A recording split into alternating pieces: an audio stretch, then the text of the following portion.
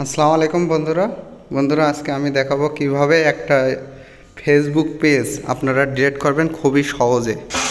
অনেক আছে না যে ফেসবুক পেজ থাকে 3টে 4টে, তো আমি আজকে এই ভিডিওতে দেখাবো আপনারা কিভাবে ফেসবুক পেজ ডিলিট করবেন। ওকে, আপনারা ফেসবুকের ভিতরে চলে যাবেন, তারপর আপনারা ওই যে লোগো ওখানে যেয়ে আপনাদের যে ফটো ওখানে চাপ দেবেন। তারপরে আপনারা কি করবেন, এই যে পাশে সেটিং আছে, ওই সেটিংয়ে চাপ দেবেন, দিয়ে সেটিংয়ের ভিতরে যাবেন।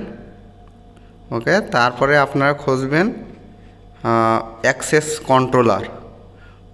সেটিংয়ের পাশে চাপ দিয়ে আপনারা নিচে দিকে চলে যাবেন, যে আপনারা দেখতে পারবেন যে অ্যাক্সেস কন্ট্রোলার বলে লেখা আছে। এই যে এখানে অ্যাক্সেস অ্যান্ড কন্ট্রোলার, আপনারা ওখানে চাপ দেবেন। চাপ দিয়ে ভিতরে প্রবেশ করবেন।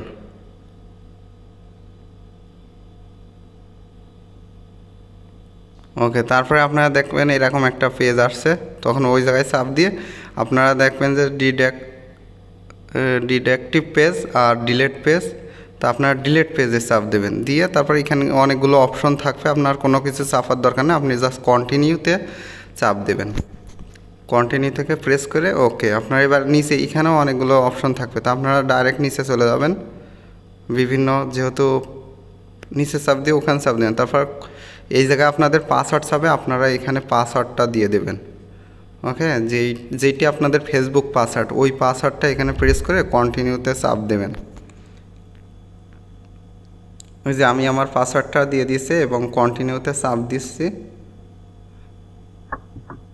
কন্টিনিউতে চাপ দিলে আপনি দেখবেন যে আপনার ফেসবুক পেজটা উধাও হয়ে গেছে।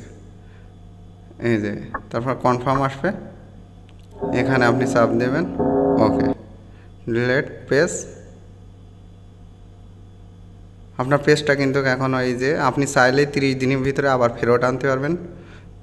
এই কিন্তু আমার দরকার নেই, আমার একবারে ডিলিট পেজ করে দেবো। ওকে, ডিলিট হয়ে গেছে।